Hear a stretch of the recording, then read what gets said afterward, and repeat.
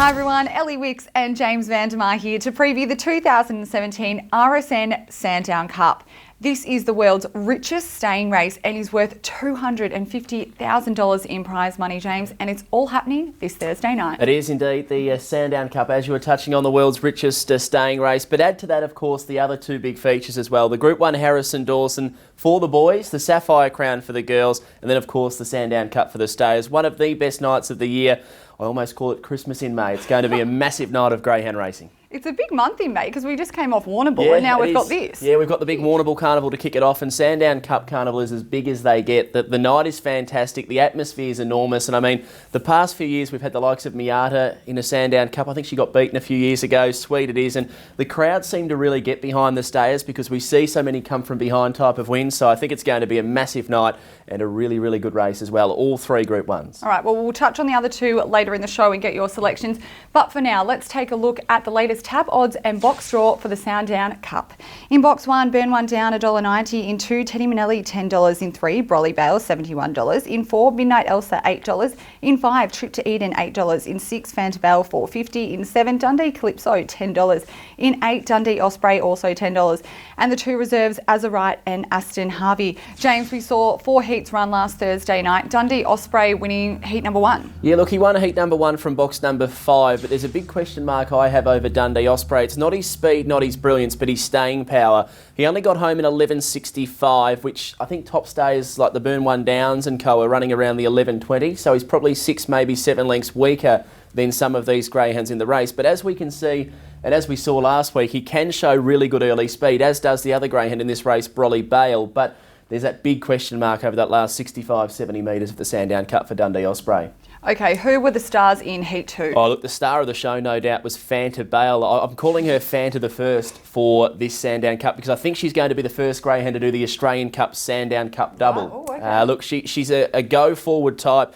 Robbie Britton's a terrific trainer, and this greyhound's had so much experience on the hoop arm, which I think is a big advantage going into this Sandown Cup. And look, she went 41.73, run a home in around 11.20. That 11.20 run home's very, very good for a greyhound that reels off the sections she does. So she looks the likely leader for mine, and I think she'll be awfully hard to beat. Midnight Elsa stuck on really well in the heat from box number 4.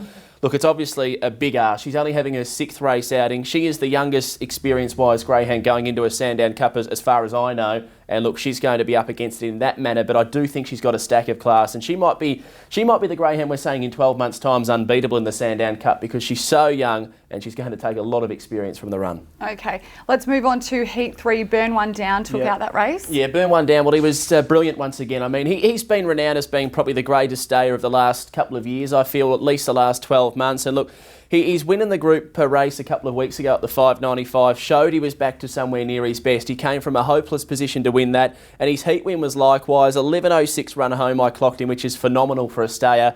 He went 41.83 defeating Dundee Calypso, and as we see Dundee Calypso, another for Jeff Scott Smith, who shows terrific early speed, but she seems to be able to grind it out a little bit better than the kennelmate Dundee Osprey. So I think Dundee Calypso comes into the final as a bit of a chance as well. But look, Burn One Down, if he can get a clear run, there's probably not a stayer in the nation that can go near him. All right, let's finish it off with Heat 4. Yeah, Heat number 4, Teddy Manelli, Trip to Eden, the two that advanced from this heat. And Teddy Manelli, look, he's a greyhound that does reel off very, very good sections, but I feel with the pressure, and there's so much speed in this Sandown Cup, I feel that pressure might actually have Teddy Manelli not leading, and if he doesn't lead, well, it's going to be very, very tough for him to come from behind. I don't think he can do that. And Trip to Eden, improving stayer, already claimed a group race over the staying trip, but I'm just not convinced yet that from box 5 he can beat this type of field. But look, he's proven himself in the past, but it's going to be a tough assignment from the 5 alley. Okay, I also think you've got a tough assignment on your hands by listening to all of that. So what are your selections for the Sandown Cup? I've altered my selections a couple of times, but I've settled on 6, 1, 7 and 4.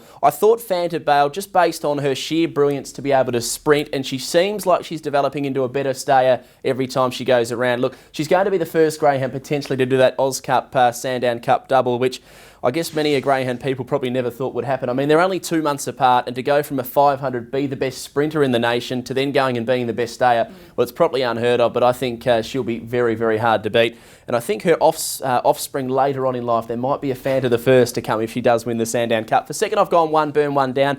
He's the class factor. $1.90, I'm concerned. I think it's too short. He'll get pushed back at the start from box 1, and he's going to need to weave his way past some very good dogs. For third, I've gone 7 Dundee Calypso. Promising type. You go back through her form, hasn't put in a bad run for 10 starts. And the 4 Midnight Elsa, the young kid on the block, but she's up against it, but I think she's got plenty of class. Okay, so Fantabelle may be the one to beat, even though you didn't put it in the Oz Cup. Yeah, I'm feeling a bit guilty about that, so it's going number 1 yeah, on your well, that's selections. it. Hey, I made the mistake in the Australian Cup, and I thought, well, this time I'm not going to. It is just that speed, though. She should lead the race, and once you're out in front with a greyhound of that much class, I think she's going to be pretty hard to hold out.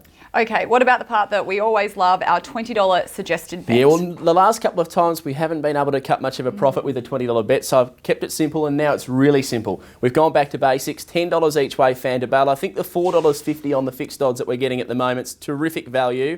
$10 each way, you're going to get around $60 for your 20 if she does salute. So I think 3 times the money, Fantabelle to win. Very good bet. Beautiful. And as we said, it is a huge night at Sandown. So we also have the Sapphire Crown race happening. What are your selections for that one? Yeah, the Sapphire Group 1 for the girls. I'm tipping 3 Striker Light on top. I thought her last couple of runs have been really good. She's a group winner, placed in the Warrnambool Cup. And of course, her placing last week was really gutsy. She had to work hard to qualify for the final. She just got there, and I think she'll win the Sapphire Crown. For second, I've gone 5 Uphill Jill. Pacey beginner, she'll go forward. Then 4 Fly Right. Another greyhound with great pace, and Dash of Rose number 1 to round out the top 4. But I've gone 3, 5, 4 and 1 in what looks an extremely pacey Sapphire Crown. All right, and what about for the boys, the Harrison Dawson? Yeah, the boys go head-to-head in the Harrison Dawson. I'm tipping 1 Bewildering on top. He was fantastic down at Warrnambool in the Warrnambool Classic. We saw him in the flesh. He looked outstanding, and he brought that form to the Speed Star, winning that as well. For second, I've gone to Bubble Guppy. We don't know a lot about this Queenslander, but he does possess a good motor. Good run in the heat from box number 8, and I think he's drawn just to follow Bewildering and run a big race. For third, I've gone 7 Jimmy Newab. He is one of the best young greyhounds in the nation at the moment. I think he's going to be a real superstar, but probably just drawn the wrong side of the track. If he had have drawn inside of Bewildering, the hot favourite, I would have tipped him on top, but that's not the case. 6 unlawful entry to round out the top 4. All right, well, there's all of James's tips. Make sure you've written them down. It's going to be a huge night of greyhound racing at Sandown. And also, Tab are offering a $50,000 jackpot quaddie. $50,000 to the quaddie jackpot. And of course, we've already been through 3 of them. The Harrison Dawson, the Sapphire Crown, the Sandown Cup. So only one more leg to get to claim that beautiful quaddie as well. It's going to be a big one, Ellie. Really looking forward to it. It's going to be a huge night of greyhound racing. And for all the best form guides, you can head online to grv.org.au.